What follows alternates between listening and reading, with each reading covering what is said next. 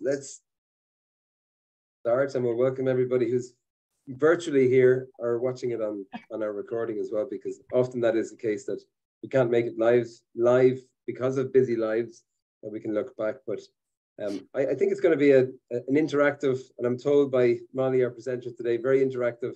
We're going to be challenged hopefully as well a little bit, but we should really just start off by thanking World Savvy for being present here today, and thanking Maria Hersey, who's been our contact. Of course, Dana as well, who met Marlon some months back now.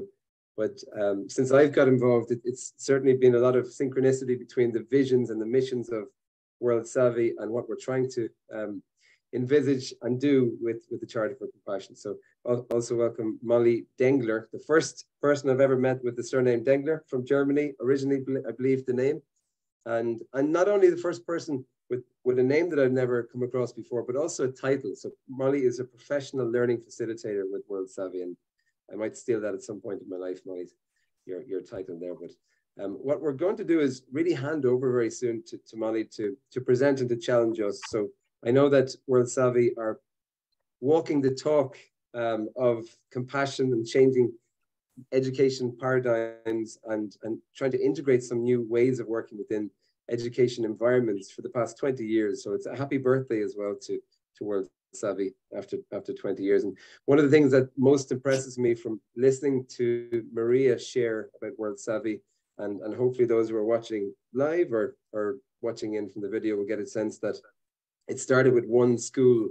It started as a vision and a mission after sadly and tragically 9/11 occurred, and that affected the global reality so much. But a vision and a mission in one school in California, and that has transpired to over 800,000 students, I believe, now today, and almost 7,000 teachers that have been crossing the paths of World Savvy. So in a 20-year span, that's a colossal amount of contact. But I'm not going to try and do a huge big introduction to Molly, because I believe Molly can do that perfectly for herself. But in terms of what jumps out to me in terms of what we see of World Savvy and what you're trying to do, it's very much in the area, and correct me, Molly, please do correct me, because I've been known to get lots of facts wrong, but it's K-12 education that you're really working with.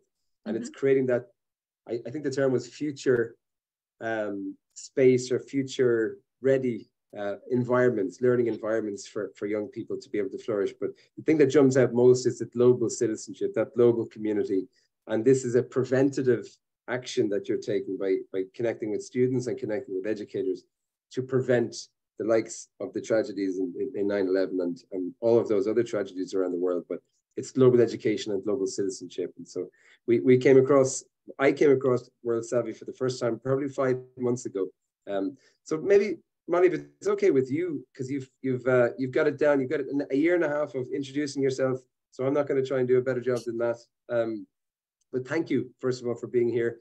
We'll have your presentation, and then hopefully we'll open it up for questions and engagement. And I'm told you're going to make us work either way. Yeah. So I want to give you a second, because you are going to do things today. We like to practice what we preach here at World Savvy. So I'm hopefully not just going to be talking at you for the first 40 minutes, but it would be helpful if you had some note-taking materials, either paper, or you could make yourself a digital Jamboard if you like that. That's how you make a Jamboard. Or you could have a phone for accessing a QR code, or I'll drop links in the chat. Great. So just know that there'll be some other windows to open on your screen, and worldsavvy.org will be referenced during this presentation. So a little bit about myself. I use she, her pronouns, and I come from a background as a teacher in bilingual or dual language and special education settings. I was the director of an experiential learning program for high school students in the Dominican Republic for about 8 years. I just moved there from there recently back to my hometown. And so I most recently served as the assistant principal of student services in a K-8 school here in my hometown of Minneapolis, Minnesota. As was true for most of us, the pandemic was an opportunity for me to think about what was the most essential shift that was needed in education today. And that led me to World Savvy and my role as a professional learning facilitator. I lean into my core values of growth, collaboration, and justice as I provide professional development and ongoing coaching to support educators and districts to ensure that classrooms are equitable and inclusive spaces where all students can learn. So I would love to learn a little bit. I know we're just a few people here today, but I usually am speaking to teachers. And so I'd love to know a little bit about yourselves. I can see your names, your role, what brings you here. Maybe since we're just 5 people, you could just tell me if you come from a more formal education setting or community-based setting. Marilyn, what brings you here? Well, I'm the ED of the Charter for Compassion. So, and I've been in education all my life. And in fact, Molly, I was the director of the urban education program. I did that. No way. When? When I was in college at Wesleyan University, I did that. That was very, very formative. Maybe that's how we met, because you seem so familiar. Yeah, it was very, very formative in my career. That happened right before I went to the Dominican Republic for the first time. Okay. Yeah. What year was that? Because I have a feeling that maybe it was after I left. I'm not sure. 2005. Betsy Grove. It was in 2005. 2005. Yeah, I wasn't there at that. Well, was I? I don't even know. But I know we did a lot of work with Wesleyan. And so, and I was going to say, because you're in Minnesota, there are 3 of the colleges in Minnesota, McAllister and St. Olaf and Carlson. I'm really familiar with that territory. But at any rate, I'm in a place called Kingston, Washington, a very small community, much different than Chicago. And we're just about 2,400 people. And it's between Seattle and Vancouver, Canada. Fantastic. All right, welcome. So you'll see a lot of what we talk about is with a US context. So you have that and the Canadian lens. Yeah. And Mary Catherine? Hello. Let's see. I am calling you or checking in here from Edinburgh, Scotland. But I was born and raised in Iowa, and I moved here from Omaha. So I still have these Midwestern roots, even though I've been here 20 years. I trained as a teacher. I taught high school. Though I had done other kinds of work with preschool and elementary age and in the community. And so education has just been a part of my life all along. There are a lot of adult ed and training in business and other places. So, and I've been connected to the University of Edinburgh for most of the last 20 years in one way or another. So I'm here because education and learning have just been an integral part of my life. And I keep running into different folks, and I figure the more I can learn about what's available, the more I might be able to connect. So we'll see what happens. Anyway, thank you for being here, Molly. Yes, and I know a little bit about Shane and Meredith, but anything that you want to add in terms of your education context, just so I know I'm used to talking to teachers.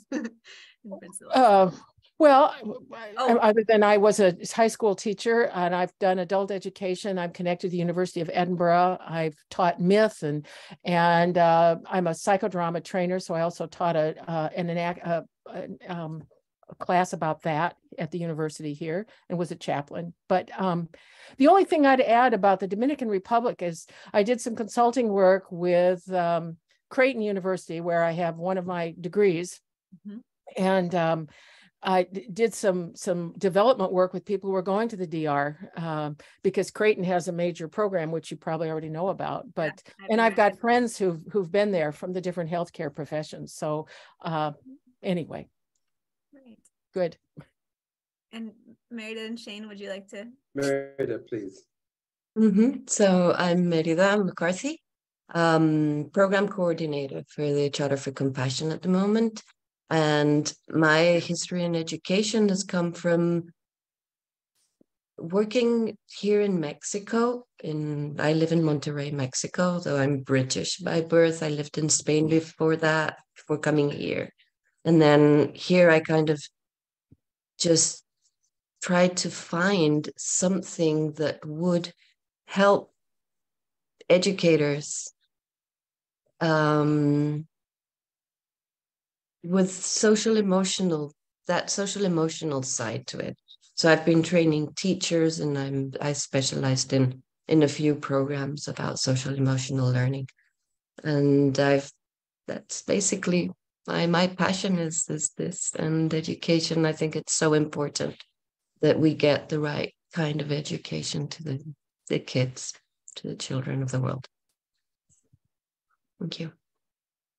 And for me, Molly, and thank you for the opportunity here to even just share what we have in the room, because there's lots of fruits, small group, but lots of fruits within a small group. But when I see your connected education, it's much more the non-formal, informal, experiential education.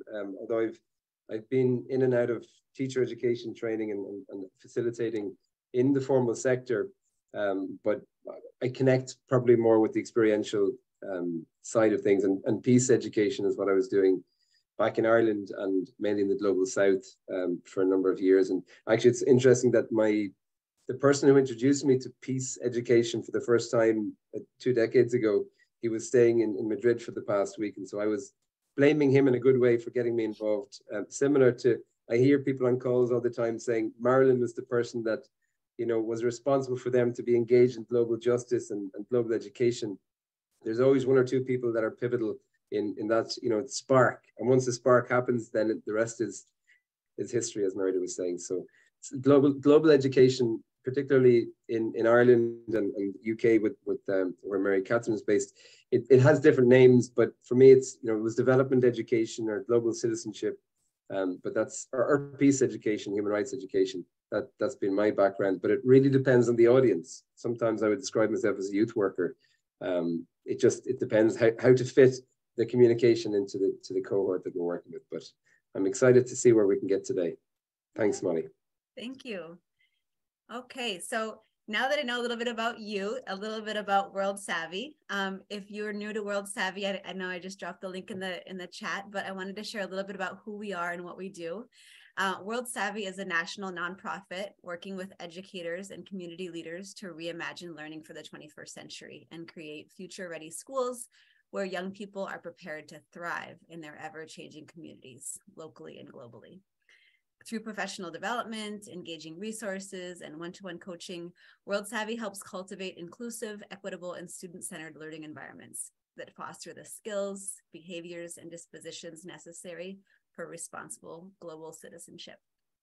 We know that when students know more, they'll care more about the world around them and be able to do more to impact positive change. So what is global competence? We're just going to dive in here because the most common misconception that we run into when talking about global competence is that global competence is about content. That if we teach about another country other than our own, that we can check this box. There's a similar disconnect around travel and diversity. Both are obviously great, but when they don't not necessarily lead to global competence. A person can travel, you all know this, and see the world in terms of us and them, or worse, it can reinforce the notion that Western countries need to save people. In addition, you can have a room filled with people from all different backgrounds, and that does not necessarily mean that people value the perspectives of everyone or have the skills and dispositions to interact positively and work collaboratively. So global competence is not about what you know, it's about what you can do. Global competence is for everyone, whether you never leave your hometown or whether you travel the world. We want students to see themselves as part of something bigger. They need to feel a sense of responsibility to their communities, locally and globally, and they need skills to take action on problems of global significance. If a student is lucky enough to travel outside their country of origin, our job as educators is to make sure that they do so with humility, openness, and a desire to learn. We need to make sure that when and not if our students are sitting in a room filled with people from different places and backgrounds, that they know how to make connections across difference, that they understand their identity and the identities of people around them, and that there is a desire to engage with people. So we just started to scratch the surface of global competence, and we'll explore this a little bit more before jumping into a learner experience in which we'll experience one of our public resources, which is a case study. They're available on our website, and we'll step back to understand how you can use any content matter at any grade level paired with the inquiry process to embed the cultivation of compassion into teaching and learning. And then we'll share a little bit about how we partner with schools in case anyone in your network is interested during our question and answer session. So I'm going to drop some links in the chat. We have a global competence matrix in English and Spanish for those of you in España. Oh, great. And as you think about engaging in this agenda and getting the most out of our time together today, scan the QR code or open up the matrix in the chat. Those of you who are watching this recorded, you can scan.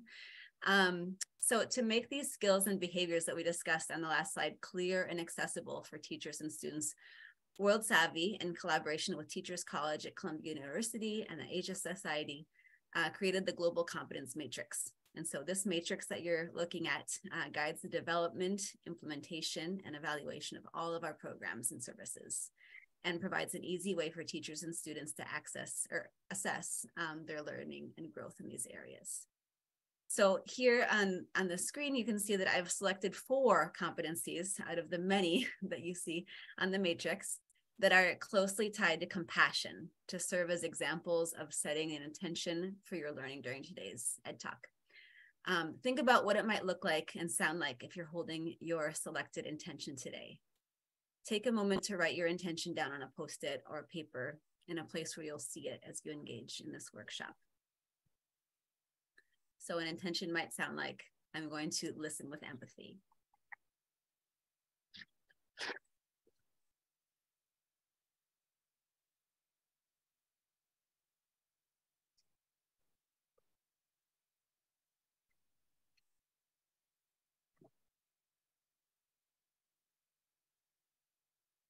Okay.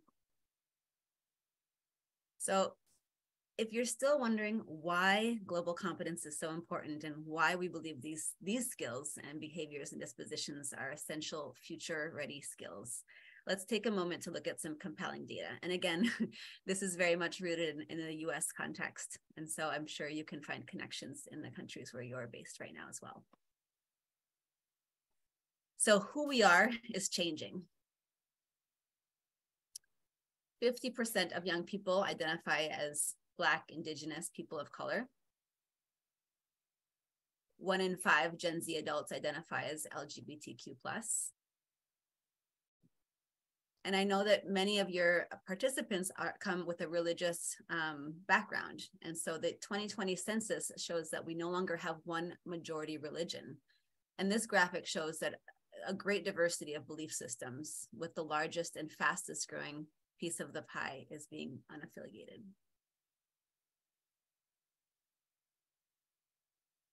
How we work is also changing. 92% of nearly 900 executives surveyed said soft skills, and I'll get to that word later, were equally important or more important than technical skills. And yet 89% said they have a very or somewhat difficult time finding employees with those skills. We don't even know what the next disruptors will be, but some of the ones that have come up in our job industry now are driverless cars, drones, 3D printers, contour crafting, big data, and AI robots. And so if we're preparing our students for the unknown, what are we preparing them for, right? How do we equip them to go out and succeed in a world that is changing so rapidly? 85% of today's grade schoolers will hold jobs that do not yet exist. Sorry, Molly, can I just for clarification purposes, and I hope you don't mind me jumping in on top here, but these facts and statistics, are they based, because you did make reference to the United States, are they mainly for the United States, or are they more of a global? Yes, this is in a US context. Okay, no, great. So I would push you to see what this looks like in the countries where you're based. Sure, thanks, Molly. Oh yeah, good question. So the top skills that have been identified now in the job market are critical thinking, analysis, and problem solving. And just going back to that word, soft skills, we're going to stop saying soft skills. I would welcome any other words that you've used in your sectors, but we prefer in this presentation, I'll refer to it as essential skills or future ready skills. But soft skills doesn't quite give enough justice to the importance of these skills that are the things that will not change. So what we face is changing too. The world is changing faster than any time in human history. More and more emphasis is being placed on problem solving, complexity, and urgency. Google has 5.4 billion searches per day. In fact, I'm sure there's more, like 8 billion right now, because that statistic is from 2021. Just 10 years ago, there were about 1.8 billion searches per day. Facebook has nearly 3 billion searches per day. And in contrast, when Facebook started in 2008, there were 100 active users per day. 84% of 18 to 29-year-olds use social media daily to connect with people, engage with the news, and share information. And what information do they find when they search for this information? Algorithms at Facebook fuel the spread of misinformation. A peer-reviewed study by researchers at New York University have found that from August 2020 to January 2021, news publishers known for putting out misinformation got 6 times the amount of likes, shares, and interactions on the platform, as did trustworthy news sources such as the World Health Organization. So as educators, we're preparing students to live in a more diverse world, to do jobs that don't yet exist, and to solve problems we don't even know are problems with technologies that haven't been invented. In an increasingly globalized world, collaboration and communication across differences has never been more important. When we accept this reality, we have to change our teaching practices and prioritize the development of the skills and dispositions that young people need in order to thrive in this new world as responsible and engaged global citizens. So we know why now things need to change, and we know what kids need, but the big question is how to get it done. For us at World Savvy, the biggest shift to remember when engaging with how to transition to global competence is to remember that we are moving away from a content-centered approach to a competency-centered approach. As you can see here, whereas we traditionally think of what we used to call soft skills being in service to the acquisition of content knowledge, we're asking educators to center learning experiences around the practicing and modeling of the skills, behaviors, values, and attitudes of the global competence matrix. And so the content is a vehicle by which to practice these global competencies. And to do this, the competencies must be elevated in the school experience. We do this by communicating them with students and families, building buy-in, and bringing them to life in our classrooms and school culture. Just want to pause on this graphic a little bit and see if any questions come up.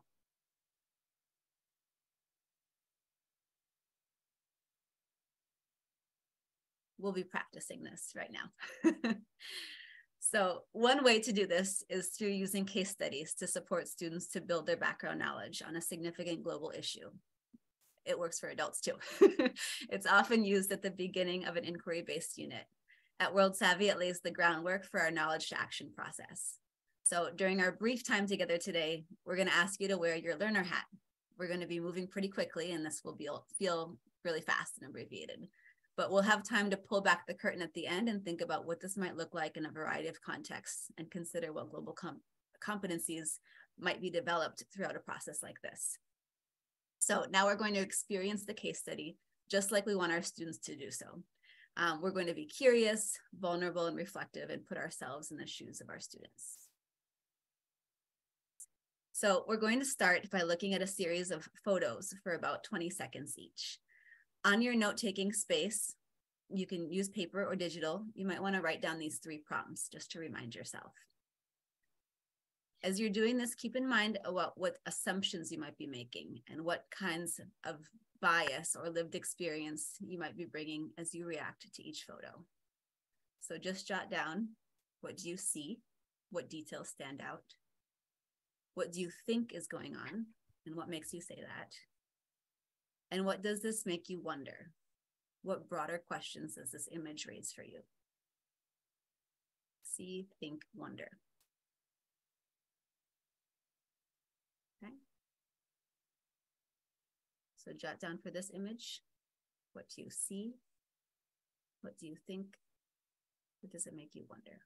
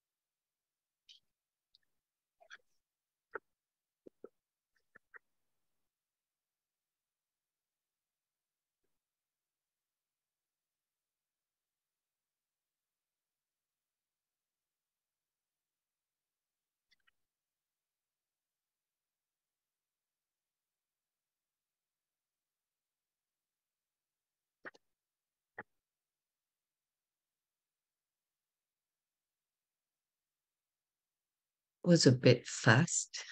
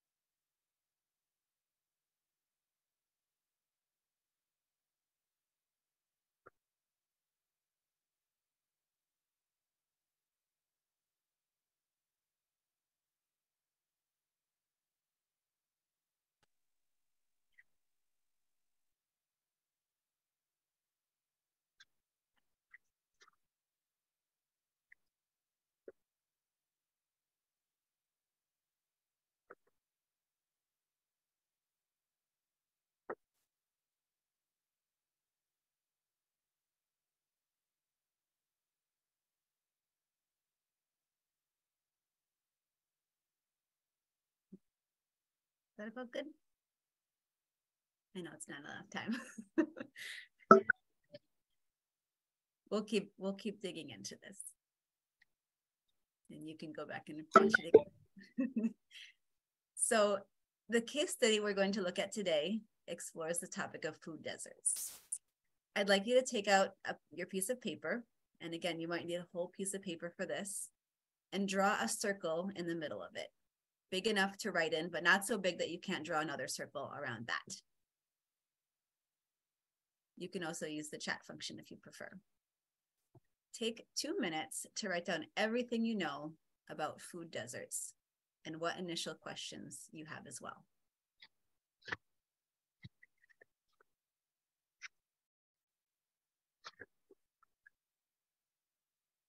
Is that food desserts like in sweets? Deserts. So anything that you gained from the previous pictures might give you some ideas.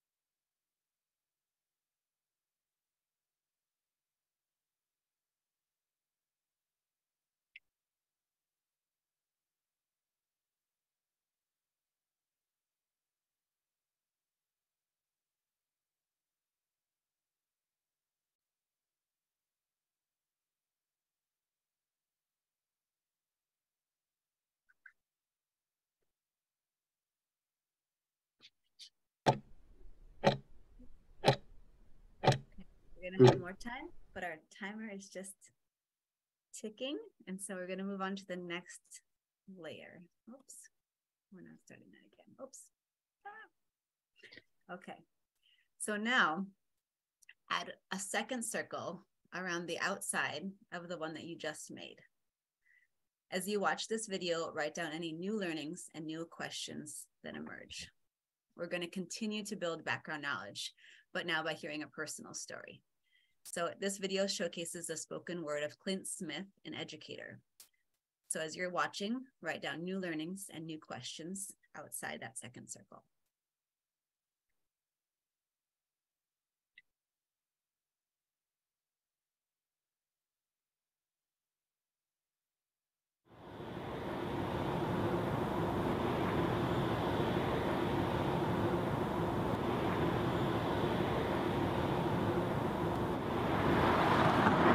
As a child, my father would tell me stories of ancient Egyptian warriors traveling for endless days and nights across infinite desert plains, showing signs of endurance and bravery I could only dream of emulating.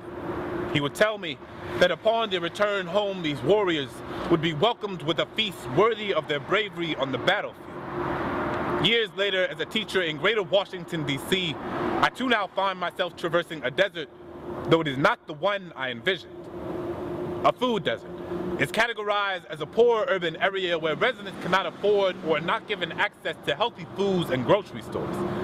Every day at 2:45, I watch my students hop onto this leaking submarine of a school bus, every block bringing them deeper into an ocean where the only fish they find are fried, where fruits and vegetables just can't be found because there are no grocery stores here.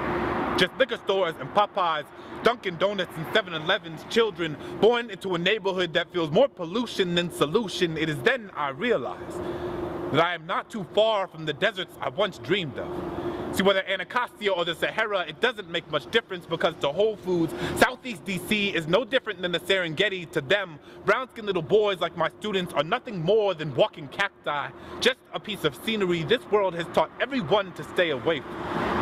Brianna literally has a landfill in her backyard, so she has a hard time convincing herself the world doesn't just think she's trash. Restaurants come and dump the remains of food she'll never be able to afford to eat 3 steps from her back door. Jose eats fast food 5 days a week because his mother works 3 jobs to take care of 6 kids and only sees her son when she arrives home from work at the same time he's leaving for school. He has gotten so big that the excess fat bunkered beneath his skin puts added pressure on his joints. His knees are literally crumbling under the weight of this world. Olivia watched her father shot 2 feet from her front porch. She wants nothing more than to go outside and play at the park after school, but gun violence has made a merry-go-round feel more like Russian roulette, so she doesn't go outside. Simply eats any processed food from the cabinet that will last long enough to prevent her from leaving the house too often. These are my students, my warriors, fighting a battle against an enemy they cannot clearly see. These kings and queens meant to feast, not to fester, but their zip code has already told them that their life expectancies are 30 years shorter than the county 7 miles away. I can see the faults of my own ancestry shaking in their eyes. Diabetes and high blood pressure run through the roots of my family tree. Heart disease is as much a part of my history as shackles and segregation. So from my father's kidney transplant to Olivia's asthma, these things are more than mere coincidence. Both grew up in places more accustomed to gunshots than gardens, so tell me place doesn't matter. Like the neighborhoods that are predominantly healthy aren't the same ones that are predominantly wealthy, because when you're not choosing between buying your medicine and your groceries, health doesn't have to be a luxury, doesn't have to be an abstract concept presented in academic journals and policy briefs. My students overcome more every day than I will in my lifetime.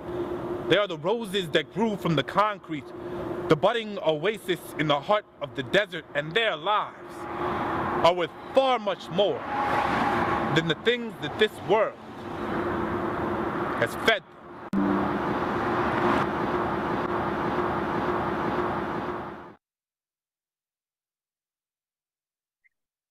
I know it's hard to take your eyes off that. You can take a minute to jot down questions, more questions that come up, and more information that you gathered.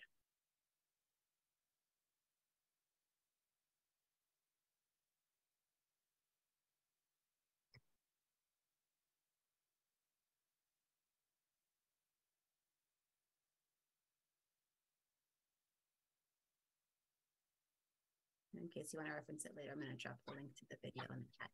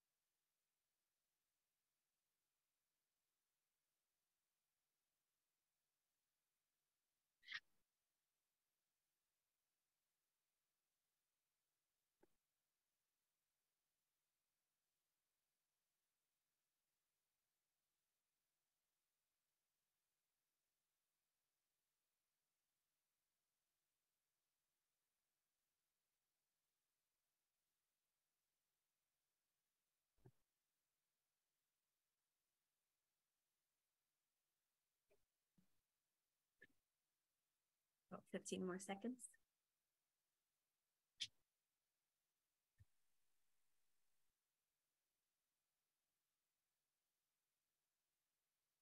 All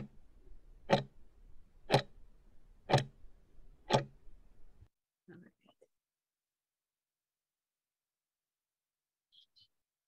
So now we're going to add one more layer and explore some of the other resources in this case study. With the link that I'm dropping in the chat, or if you're watching this recorded, you can scan the QR code to open up the food deserts case study. So scan this. I know there's a lot of resources there, and you just saw a couple of them. But now you get a chance to pick out resources that may help you gather some more stakeholder perspectives on the questions that are surfacing for you right now. Take a few minutes to dig deeper into any of the articles, websites, data, and visual and audio resources that appear on our curated resource list. You can add to your notes to the space remaining outside the circles on your paper, digital space, or in the chat. If larger questions come up while you're digging deeper that you'd like to address in our Q&A session, take time to enter those into the chat as well. I know 4 minutes is not going to feel like enough, but we're going to explore for 4 minutes any of the other resources that you can find on the case study that help you answer the questions that came up. And again, if you can't handle this kind of digging deep right now under 4 minutes of time constraint, you can also just explore the case studies in general.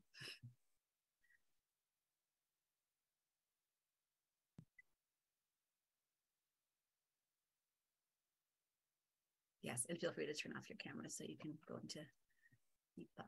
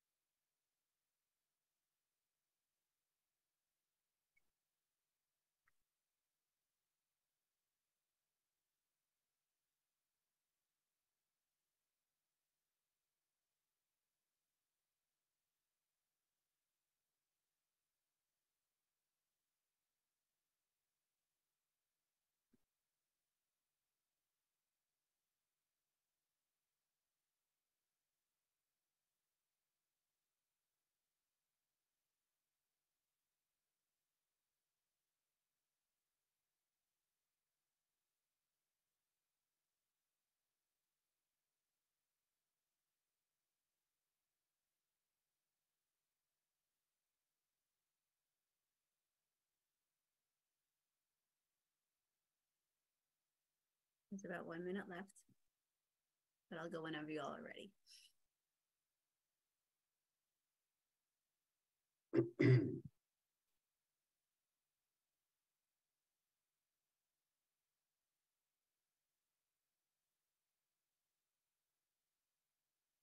people watching the recording will be able to pause. So just let me know. You ready? Yeah, Shane's ready. Okay. I don't want to rush you, but I also know we're about at 40-minute mark, so I want to make sure I pull back the curtain in time. Okay. So now we synthesize. You've all collected a lot of new information, and we need to synthesize our learning. And so we're going to do this by writing a newspaper headline, a tweet, or a hashtag that captures your current understanding, and add that to your notes, or you can share it out in the chat.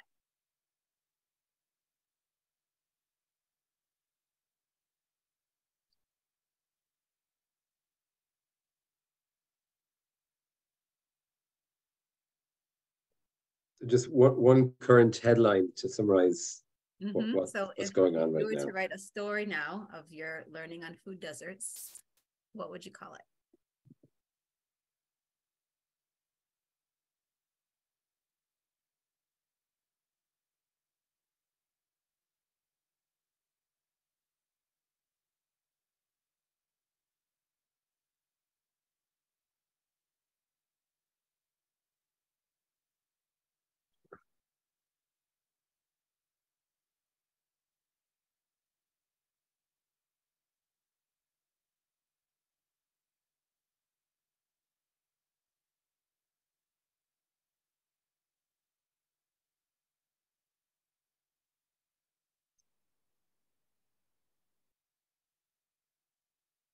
If you would like to share, you can share it in the chat, or you can keep it to yourself.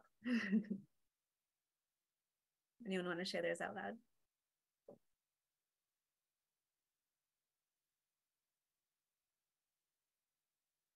I came up with one. It's a bit long, but anyway.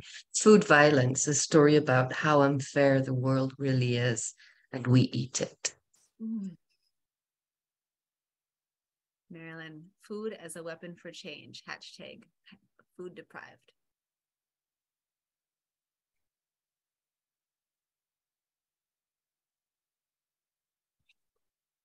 Well, thank you for sharing.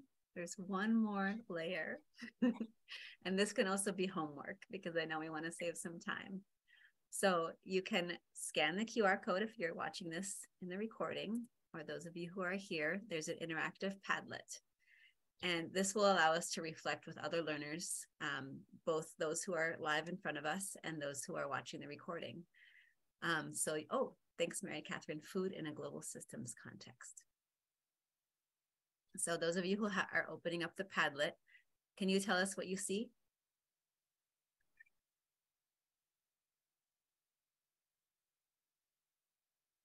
This is a thinking routine called Connect, Extend, Challenge. You see it? Yep, cultivating compassion is the title, yeah. Yeah, so the first vertical stacked column is connecting what you're learning to the Charter for Compassion. What does this have to do? How do they relate? Extend your learning. How does this extend what you already know? And how does this challenge thoughts that you might have held before? Okay, so you can keep this as homework. I know it's hard to digest this all when you're on camera, but friends who are watching the recording will be able to interact with you in this way.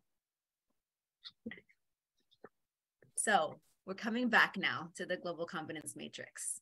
If you still have it pulled up, or I can drop it in the chat again, or maybe you can just scroll back. Here we go. Uh-oh. We're going to revisit that intention and think about which values, attitudes, behaviors, and skills did you just practice? This is the part where we center the competencies, and the content is super compelling. But what were we just practicing right now? How did you live out your intention that you set at the beginning of our session that was inspired by one of our competencies just now?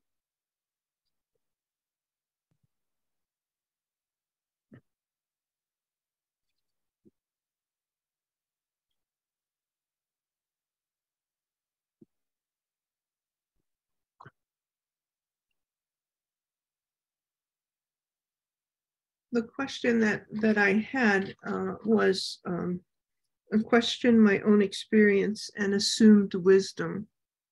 I just really found this to be a really thought-provoking exercise. And so I think that to a certain extent it did meet the criteria of my question. And which values and attitudes, behaviors. I think that I think social justice is a big value that's important in understanding this dilemma. Our attitude is humility, and I think demands compassionate action is the behavior, and the skills are, I think, skills of oppression, deep listening, and I think historical analysis and scientific exploration. So just a few off the hand. Yeah. And so the last one that you mentioned, along with humility, which is a global competence, but the skill of investigates the worlds by framing questions, analyzing and synthesizing relevant evidence, and drawing reasonable conclusions that lead to further inquiry. That was the process of asking more questions. The more you learn, the more questions you have. And you're probably more confused now about food deserts than when you came in. And that's a good thing. That's intention. Shane, you were going to say something? No, I would agree. It was certainly with the confusion, but in a good way. And the two things that were coming out initially for me, well, the intention was to be present, to be mindful and real and genuine. And this is just one example of probably hundreds we could choose. But the two concepts that were coming out to me within the literature in World Savvy was, you know, this humility, and how do we bring humility into education? Because we talk a lot in our world about empathy, and rightly so, resilience and so on, but I don't often see the humility there in front of me, and discourse, and challenging maybe the dominant discourse and how we do that. So the skills related to that are so important. And there was just one word that jumped out from the photographs, actually. I mean, really interesting ways of doing this, and the brain is bashed about with the mind and the heart somewhere behind at times, because there's so much happening so quickly, but I think that's by design, and I appreciate it. And I'm still trying to process, but agitation was one of the words that was jumping out from one of the photographs. It was the third or fourth photograph with the posters, number 3 it was. And so what are the skills involved, and the behaviors and the values and attitudes when we look at agitation? Because doing the same thing over and over again and expecting different results when it comes to food deserts, when it comes to global injustice in general, it's, you know, I don't think we're going in the right direction. So we need young agitators, young and old and every other age of agitation, but what are the skills connected to agitation so it doesn't go into something else? Thank you. I'll go. Something that's emerged for me in the last few months in this building in Edinburgh is that all 12 owners, I'm not an owner, but my partner is, have had to deal with the fact that the communal repairs are shared, and it's over £500,000. And we're having to get together, and I have been facilitating the group Zoom meetings. And there are people from Singapore, people from Hong Kong, people from London, people from here. Some are owners, some are renters. So it's some live here, some don't. And they're scared. And my intention was to contribute to the owners group, contribute to them love, compassion, and skill. And I think part of that is an overall paradigm of interconnectedness, and that we're all in it together. We've had to do a lot of listening, asking questions, trying to get to root causes so that you deal with emotions when, you know, when there's a desire to just go and pause, ask the questions, have the critical thinking, go down to what, so you start, when in some of our meetings we've done, what are the values motivating us as we're making these decisions? So it's trust and it's a sense of respect, and we're all doing the best we can. And so people have contributed what they value, and yet that gets challenged. And so how do we do that? Just even this morning, an email came through and about something that didn't work with the scaffolding, and somebody else said, ah! So, and jumped to conclusions. So it's like that pause. So I think what I can help contribute to this is my overall worldview, my sense of complexity, hopefully a sense of empathy and understanding different perspectives, maybe asking questions, helping people calm down so we can problem solve. I guess those are skills, those are values and attitudes, those are behaviors. Those are the concepts that come to mind for me. Thank you, Mary Catherine. Yeah, and it's also, this is an exercise asking you as a learner too to elevate some of those competencies. Sometimes we go through learning and we get lost in the content. And just like we said in the beginning, it's the content that's going to change, right? Like, how many of us can pass an 8th grade biology test right now? Is that what really stuck with us? Is that what we're using in our day-to-day? Or is it that asking questions, forming a hypothesis, right? That's really the essential skills that we're going to use our whole life. Yeah. This is an incredible process, Molly. Thank you. Well, I want to pull back the curtain. I know we have just a little bit of time, and I can go through this quickly, but just so that you can see this framework that we used, that you as learners experienced. But I love this quote from Zora Neale Hurston, and it embodies an important shift that educators and students need to make when it comes to research. Oftentimes, research is talked about as an academic pursuit when really we need it to be a life skill. Research is not about something you do to prove you're right or that someone else is wrong. It's not just for papers or projects. It's a process for cultivating curiosity and compassion and more deeply understanding the world around you. So you all were engaged in research, but it made you more confused than saying, oh, I found the answer, now I know. And so World Savvy inquiry process is our version of formalized curiosity. It's a rigorous process that encourages curiosity, prioritizes multiple perspectives, and values reflection. It can be facilitated by teachers to guide students through a deep exploration of any topic. Teachers can also engage themselves. Or it can be student-driven for more formal research projects. Molly, can I just ask the question? Because, in terms of brain science, it's interesting how this kind of flows, because with your your right brain, the first upper quadrant would be the what question, consider what are the perspectives. The bottom right quadrant would be why, which is really the reflective, and then the left brain, the lower quadrant, would be how, and then the upper would be if. So I'm just wondering if this was intentional, or it just follows. Yeah, I think that the connections that you're making are what learning is all about. and it's also important, like the squiggles in the middle show that it doesn't need to be in this particular setup, right? And it's not necessarily linear.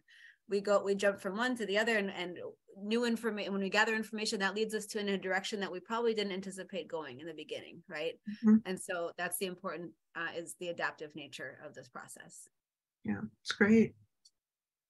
And most importantly, it helps to make students' thinking visible for the teacher and themselves, allowing educators to assess and grade learning at many different levels. And it all starts with the way in. And so if you could name in our process that we experienced, what was our way in? How did we engage that prior knowledge that you all have? Do you remember? What sparked our curiosity in this project, in this process? I was muted there as always, but for me, the visual impact, not necessarily the cognitive or word-based, but for me, that always works in a much more powerful way. At the beginning, there's a space and a time for for those words to come out as well, and those emotions and feelings. But I think that the smack in the face that I woke up was the visual photographs and the speed of them as well, because I wasn't able to process them. Yeah, and so it could be for younger students an experience, often a shared experience like a field trip or something that even happens that you weren't anticipating or planning, right?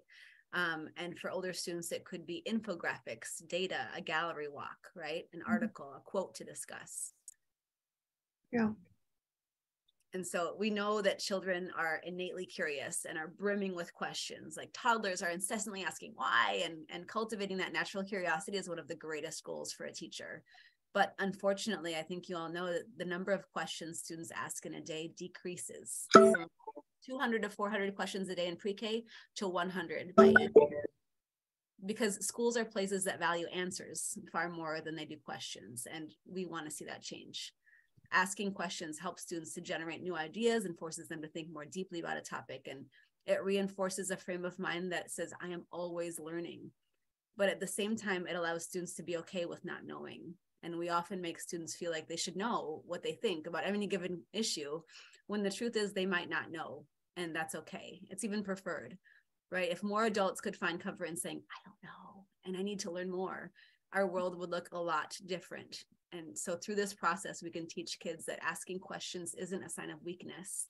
Instead, it's a sign of curiosity, of intelligence, and an important part of understanding any topic.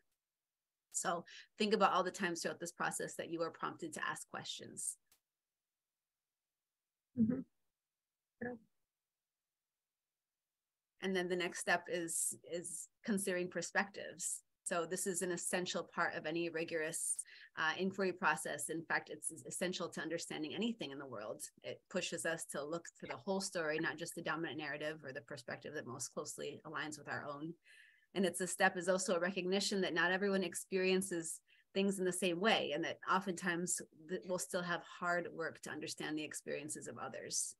And encouraging students to consider perspectives often helps them see that issues are layered and complex, an idea that social media and really mainstream media often ignore. And this is why that one of our case studies includes a section, every one of our case studies includes a section on personal stories, which is also a key part of cultivating compassion. So think about when you had a chance to go out and look for other perspectives, when you got to explore the case study, whose perspectives did you seek out? Did you go to more personal stories? Did you go to like, show me the data, show me like how many stores are there, show me the maps, right? Show me the infographics, like think about the perspectives that you need to fully understand the complexity of any topic. And then finally, well, not finally, there's still one more. Gather information is perhaps the most obvious step in this inquiry process. And so the goal is not just to find a lot of information. That's easy to do in this day and age.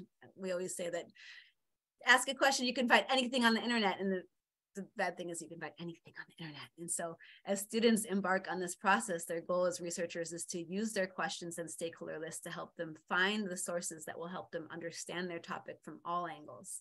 It's also important for students to get in the habit of looking at a variety of sources and not just relying on one news source, even if it is a good one. In our case studies, you'll see a wide range of sources. So data, podcasts, videos, articles, websites, and personal narratives. And lastly, it's important to impress on them the need to listen to the experts and a vetting process of sorts. And then finally, it's not always easy to get students to slow down and reflect on their thinking. But once they get in the habit, they find it incredibly useful. So this step helps them make connections between the different sources they're using and helps them go deeper in their thinking. It's also where students can begin to put what they're learning into context and recognize the relationship to something bigger than themselves, as many of you pointed out. So this is a glimpse of a case study, and as you continue to explore, they're free and open to the public on our website, and we're constantly updating them. Just a little bit about how they're designed. As you saw, it starts with a picture usually, and then we tie them to the Sustainable Development Goals because many schools are now starting to organize their learning around those, which is amazing. They also are broken down into 3 sections. So background, essential questions, and resources. And the resources are always categorized by type with personal stories at the beginning. And we also highlight specific goals so that students can make the connection between this specific case and a broader global issue. We see teachers scaffolding this along for a lot of different ages. We encourage them to not just like hand students the whole curated text set, but use it to increase independence over time and build the steps of the inquiry process into lessons. And so sometimes they may do all the steps like we did, and sometimes you may just focus on a couple of them, but practicing together early and often will allow this type of thinking to become a habit of mind. And so students can complete this process in groups or with a partner. They can help each other. And by the end of the year, if you've been practicing this, then students can start to do it on their own. And that's when it turns into another framework that we have called the knowledge to action process. Molly, I think that you're probably going to cover this, but I'm wondering, so let's say that, you know, a school in one geographic area is doing this. Is there a way currently that a school, maybe from, let's say, a school in an affluent area in a suburb of Minneapolis or Chicago or New York is doing this exercise? You know, might they be able to do comparative analysis with a rural school or school from another country? Yes, we would love to do that. When we used to have our festival model, which the pandemic allowed us to learn and grow from that, one of the great things was bringing students together, and we don't want to lose that part of it. I know that planned for this year, we're going to have a series of changemaker hubs that will do that. But I also know that we're building out our website, hopefully as a platform for people to engage more authentically without always being facilitated by us. Yeah, I mean, I'm selfishly thinking about the fact that, you know, we're getting this world map out so that, oh, Maria's here. I just let her in. That, you know, by using the map and getting on the map, that's classrooms can connect with one another. Mm-hmm. And this would be perfect. Yeah, if you can support this, we would love to do this better. This is one of my big wishes, because I get to get a glimpse into all these schools that I work with, but it's right now not operationalized, the connection between them. Yeah. Welcome, Maria. So that was the end of the formal presentation. I have some other slides if you have questions about school partnerships or about like examples of how I'm working with teachers and students, but I spend most of my time in schools and do some coaching virtually too. But the thing that gives me the most joy is being able to see sustained transformation of schools. Mm-hmm. And so we have we have a teaser. So for school leaders, we're inviting them into a cohort where school leaders can first get on board and experience this for themselves, because we know that a good school leader won't want their students to go where they have not gone first. And so this is kind of like an entryway to our comprehensive school partnership. And so we work with schools from 3 to 5 years in transforming how they see teaching and learning, and to embed a lot of these practices into school culture. So a case study is just one example of a framework that helps us practice the essential skills and behaviors of the matrix, but there's many other ways, and really it has to be sustained prodding and trying and getting feedback, because just a one-off PD we know won't cause transformation. And so some of the things in I know that Maria can back up some of our what, our why, and our how, but I think the menu is what I'm really interested in, and seeing if more schools would love to jump on board with this. If you have schools in your network that would like this kind of sustained support. A lot of my time is the one-on-one coaching. And so I meet and do a feedback and observation cycle with teachers, supported planning. There's usually an initial launch workshop or institute. We provide the frameworks. The inquiry process is just one of those frameworks. Resources, K2A experiences. Right now I'm doing consulting with a school about community and caregiver engagement. So what does it look like for caregivers to be included in competency development at home with their students, and how they engage with the school? And of course, admin support. So we would recommend that admin go through this process first and really think about how it could live in their school. before engaging in a 3 to 5 year partnership. Wow, I've written down about 20 questions that I know I'm not going to get to even half of them. But yes, bring them on. No, but I'm just thinking that this is only it's only my second ed opportunity to be part of this this forum, this discussion, this presentation. And the previous one, again, when you mentioned, Molly, the sustained transformation for schools, the one we just had, the last one was based on a project, and I believe Dr. Sarita is based in India as well, but it was from India. And so there's lots of parallels between and connections, of course, in our interdependent world, but taking the approach in a very different way from a project in India to a project that's based in the United States. And I'm sure there's so many layers of connection around that as well. But I also have a question around, and maybe Maria might be able to come in as well here, but if you were interested, well, first of all, if you're interested in engaging and you're based in the United States, what's the next step? Straight away, if you're watching this and you want, your colleagues, your family, your friends to jump in and connect with your programs that are there from the United States, but potentially from outside the United States. I know everybody here has connections, and Molly, you mentioned Dominican Republic, and I'm sure there are schools that we can all connect with that we could share these transformational programs with, but is that a possibility as well? So those two different, for me, the first question is, what's next? How do we just jump on board and start connecting with this knowledge to action process and project? Yeah, so there's the first QR code on the left will give you more resources on what is actually involved in our comprehensive school partnership. It opens up to a whole folder of resources and also contact information for Adriana, who manages that in the Midwest, or we have 2 people who do engagement across the US, but I think we also are considering international partnerships. Maria? Maria is our Director of Strategic Partnerships, and I know that we're not limited to the US. And then our newsletter is a simple way of just staying up to, being a passive follower and seeing what's next for us. I know we're going to do those changemaker hubs across the country, and even one in Berlin this summer. And so learning about all of those and being able to fit yourself in no matter where we are in the world would be a good next step. You could follow us on social media, and yeah, to talk more about the Comprehensive School Partnership, look at that folder of resources with the QR code on the left. I can drop Adriana's email, or Maria might be the best person too. Maria does strategic partnerships with organizations, and Adriana does partnerships with schools specifically. Great, thank you, Molly. And maybe we can open the floor for any questions or specific questions that we have for either Molly or Maria. And again, Maria, thanks for being here, but also the connection that you've fostered so far with the Charter for Compassion and yourselves at World Savvy.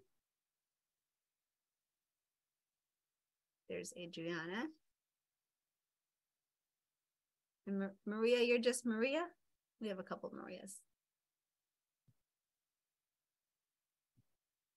Yeah, it's interesting because I think that we're in a real dilemma of a time period. I think with social media, and maybe it's an age thing, so that younger people might be more inclined with Instagram and TikTok to get involved with these kinds of things. But I'm beginning to think that what you're doing, Molly, is probably the thing that will entice teachers and then engage them, and that is to do it person to person. Mm-hmm. And so, as you were talking, I was thinking, oh my God, just think of the wealth of colleges and universities that are probably within 60 miles radius of where you are physically. And how is it that that those teacher training elements, of those colleges might make this a requirement as part of their methodology classes. And it could be across, it doesn't have to be, in the field of social studies, it could be in almost any field because of the way that this is set up. And, as you said, you know, you will be doing this in Berlin, I was thinking, well, I mean, I know that, you know, part of our dilemma is that so many people don't want to travel because of carbon footprint. But you know, how is it that we can physically get this kind of approach to people? And I think that probably you're working and then bringing those people to share online with one another across town or across the nation or globally might be part of the process that you're going to have to follow. And it is definitely part of the process that we have to follow as well. Yeah, well, I mean, just being here today is a great opportunity. Like, we are global now, and so being able to spread this learning. And I think you're absolutely right about catching teachers in pre-service training.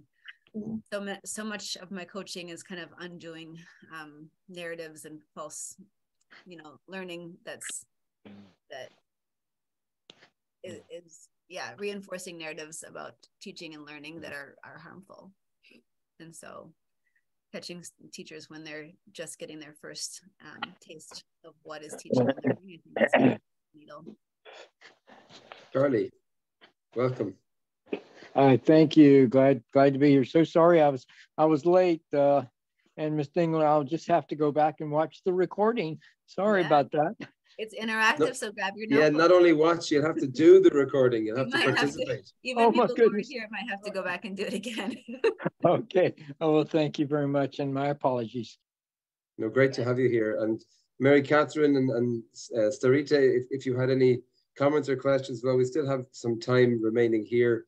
But if I might take a privilege and jump on the back of Marlon's comments and observations, and particularly relating to social media and young people today. And it was something, Molly, you had in your presentation at the beginning, the amount of people that are getting their information and news content as well from social media, various different social medias. But is there any way, or do you have any components within your programs to actually manage and challenge filters with the information that we're getting, you know, from every different angle, and maybe challenging or going beyond biases, you know, even with the images that you showed? I've still got the images in my mind. That's how powerful they are. But the very first image of a man walking with a pushchair or buggy, as we call it in our part of the world, in between many lanes of traffic, in between many trees. And, you know, already I'm questioning when I see an image like that, is what am I being told to say? What am I being told to think about?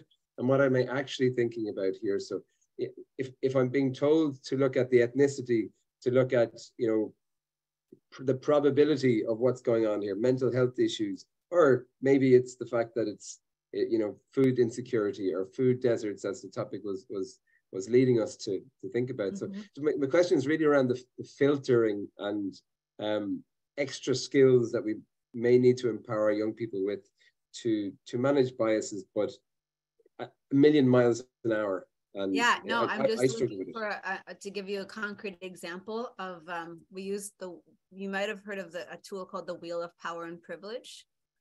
But looking at this wheel, which is usually used for an identity perspective, an identity reflection, and thinking about who is producing the media that we're consuming, and how close are they to the center of this wheel in terms of their identity markers, and using that both for an educator to vet the sources that they put in front of students, and also for a student to think critically about what is this I'm consuming, and what are the perspectives of the person who created this. Thank you, Molly. Yeah, that's one way, and I think also just bringing up the competencies and saying, like, critical thinking means that not everything is true that you consume. It presents a different perspective, but are we forming opinions based on research and evidence, or are we finding research to support already formed opinions? Is a big shift that we have to make. It's great to see that Dr. Starita is also using the wheel as well. So it's something that's been used across continents now. Mm-hmm.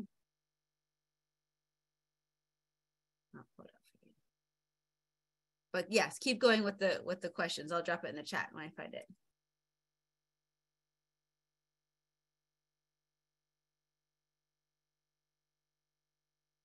Here it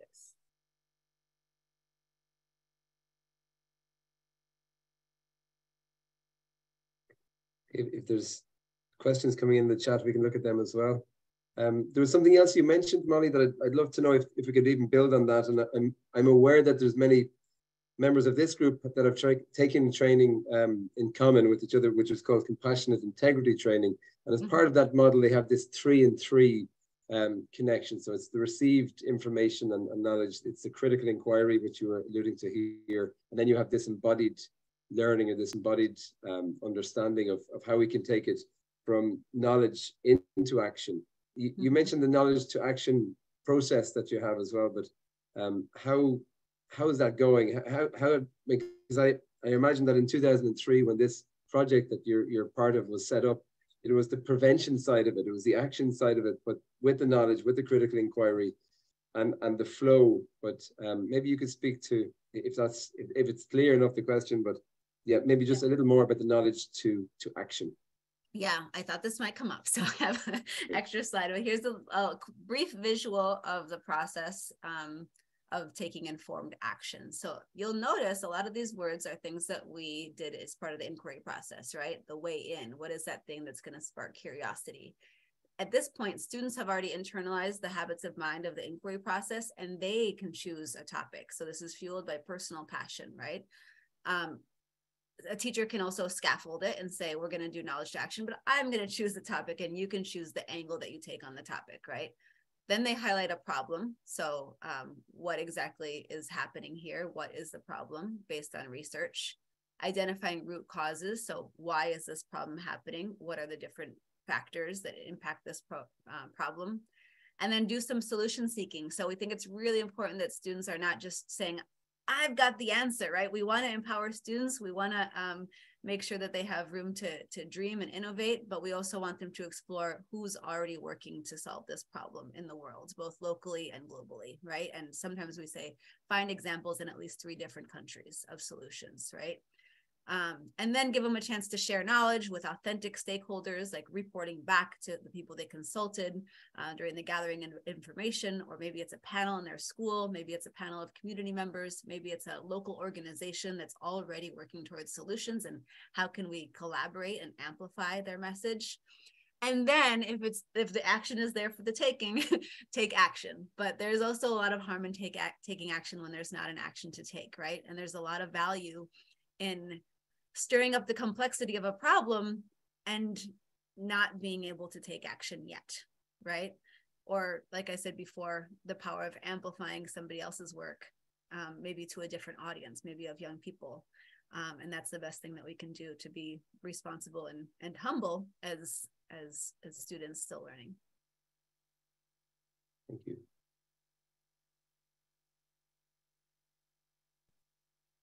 I should also just make an apology as well, because I believe that Starita is actually based in New York with a name which is very similar to another colleague of mine who's based in India as well. So apologies. So it's not transcending, that model may not be transcending continents already, but it's definitely familiar to other people. Mm-hmm. Great to have you here. Yeah, you know, Molly, I'm looking at this model and looking at the illustrations that you gave us prior to this. And I'm just wondering, you know, we always start with what affects us the most, or, you know, our situation in life. And I'm just wondering if there is you know, we might find that students might not enter in the same way. Mm-hmm.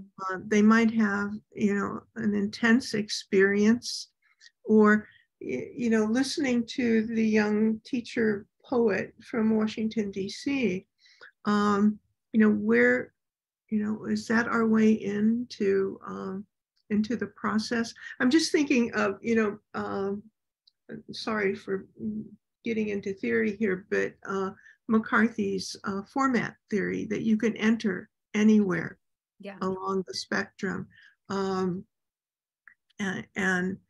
this seems to be, you know, this is like for the classroom, but in real life, you know, I think we must enter into this process in different ways. Mm-hmm. You know, you might find yourself involved, like I was one time in Barcelona, in the middle of a march by teachers, because there was a privatization of schools on the, I guess, the calendar for the city council. So, you know, here I am, Chicago, and, you know, excitement about a march. So I'm ready to take action, and I did. I marched with them, right? But you know, that's coming in backwards, because I mean, I just shared with you as much as I knew at the moment. I never learned more about what their position was, so that we can be enticed into a situation just because of an occurrence or because of a family story or a tradition. So I don't know. I was just bringing that up as an observation. No, there's definitely, we also use an inquiry continuum, right? Sometimes we will say we want students to inquire into this content because it's something we have to cover, or rather we say uncover content, right? Or explore as opposed to cover, right? But sometimes a student will come in and just be really curious about flamingos, let's say, you know. And so all of a sudden the students coming with questions. I mostly work at the elementary stage, so just in case you're thinking this is something that's inaccessible to K-5, I mostly work in the K-5 range, and the students will say, I really want to know if flamingos can fly. And that is actually the best kind of open or true inquiry, is when a student comes and brings the question, right? As opposed to the teacher saying, this is what we're going to inquire into now. And then you can use the process in either case. I'd be curious also to know, sorry, Mary Catherine. Well, go ahead, Shane. No, actually, I was going to try and bring you in, Mary Catherine, if possible, and get your wisdom and knowledge into the conversation that Marlon has brought up here. But I'd be curious to know how even myth, and I know this is one of your areas of expertise, Mary Catherine, and indigenous philosophies, indigenous methods in education might play a role in how to bring these into conversation. I'm thinking specifically of like the hero's journey and the Joseph Campbell model to take it in and go on that full cycle. But Mary Catherine, please, we may have had a completely different question. Well, I did have a different, I was coming from, but I'm trying to kind of integrate what you're saying with what I was gonna. It was more of a reflection and a recognition that as we were doing this process and we were asking the questions going out in the circles, by the time we got to the outside, I was at the same question I often am asking, which is, how do we address the root paradigms, the worldviews, and that does fit with Hero's Journey, and that does fit with all kinds of things, because habits, attitudes, beliefs, expectations all fit within the paradigm. So the challenge I always ask is, how do we hold that bigger paradigm of interconnectedness and common humanity and global citizenship and that whole bigger picture, while we're meeting people right where they are, we're meeting ourselves right where we are. So that puts a lot of responsibility on us as humans to do our own good work, as teachers to do their own good work, so that you can meet the flamingo question, but from a bigger perspective, and know that that's kind of the ethos, that's kind of the energy that from which we're operating, so that even if it's flamingos or shoes or whatever it is, you know, or if you look at the hero's journey or the indigenous stuff, part of that starts with a paradigm of interconnectedness. So how does that affect being on the playground? How does that affect somebody not having food? How does that affect this or that? So it's really that whole sense of we're part of a system. How do you do your own particular little part, but know that it's part of something bigger? How do we move into that sense of complexity while we're still where we are, but with a bigger picture, but understanding that with humility, that we're working on this, but we know there are far more other elements. So our bit is good, but it's one bit out of a whole bigger thing. So those are just some of my reflections from what we did. And I don't know if that answers your, or it addresses your question, Shane, but it seems to, that's kind of what I've been thinking or reflecting on. Well, I'm going to stop Shane only because I'm looking at the clock. Yeah. And, you know, I think you've given us so much to think about. And more than anything, you know, it's almost as if we should take this to the education. And, you know, I'm thinking that maybe we need a conference, a very small conference of selected people, like a think tank group, like, you know, involving Starita and World Savvy, and Starita with the new 3 Rs, Project Fuel, and a few of the other groups that we've had, where we actually experience over maybe a 2-day period one another's work, and then come together like a think tank would of, you know, how is it that we can share and really not only share, but complement and expand the work that each of us are doing in a really collaborative way. I mean, it's just a thought, but we could use the knowledge to action framework. Yeah. Okay. Yeah. And Lucy, Lucy with her global innovations, or I mean, there's so much that we have been experiencing that we need a lot of brains, the collective brains, to pull it off, I think. Yeah. And gratitude and thanks as well. And that's what we sort of have to close, unfortunately, with here, because we're respecting the time and the hour. And Dr. Sarita, we can see your comments here. So thank you for sharing. And yes, capitalism and over competitiveness as well certainly can be a challenge. But I think that's why the need for what Marlon is talking about here to come together and manage and negate that challenge and overcome it. But thank you for everybody for being here, for the participants, of course, because we became participants, not listeners. Molly, thanks a million for your presentation, and of course to Dana, first of all, for answering the call, and Maria for following this up. So much appreciation, all of your direction, and I really hope you have a lovely rest of your day, whether it's just a few hours or lots of hours to come. But thank you very much. Thank you so much for the invite. You can reach out to me directly at molly@worldsavvy.org, or probably your best point of contact is Maria. So thanks so much for sharing time today. And save the chat. There's so much wealth in that chat as well. We will follow up and hopefully we can organize even this mini conference think tank, but save the chat and we'll send the link. And do that homework, the Padlet.